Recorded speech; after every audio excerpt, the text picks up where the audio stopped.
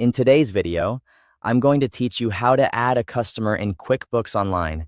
If you're keeping your customer list organized, this is one of the most important basic tasks to know. Adding a customer correctly helps you stay on top of invoices, payments, contact details, and reporting later on. I'll walk you through the process from start to finish in a simple, clear way. To begin, open QuickBooks Online and look at the menu on the left-hand side of the screen. From there, go to Customer Hub. This is where you can manage the people and businesses you work with, including both current customers and potential leads. Once you're inside Customer Hub, select Customers and Leads. On this page, make sure the Customers tab is selected. That's important, because QuickBooks may also show leads, and in this case, you want to create a full customer profile. Next, go to the top right corner and click New Customer. This opens the customer form where you'll enter the details for the new contact. Start by entering the customer's name and basic contact information. Be as accurate as possible here, because this information may appear on invoices, sales forms, and customer records throughout QuickBooks. After that, enter the customer's email, phone number, and any other contact details if needed.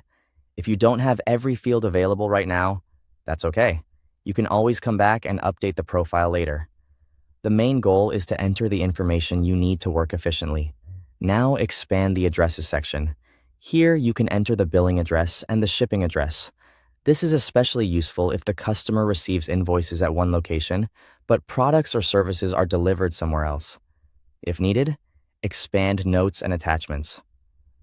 This section is helpful for storing internal notes or uploading files related to the customer.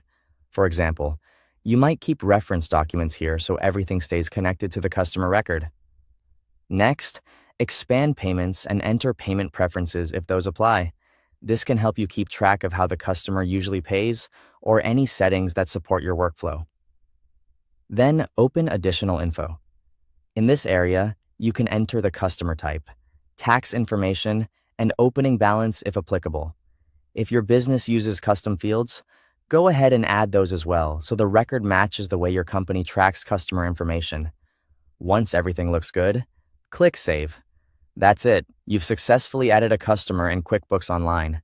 Taking a moment to fill out the profile carefully now can save time and reduce mistakes later. Thanks for watching.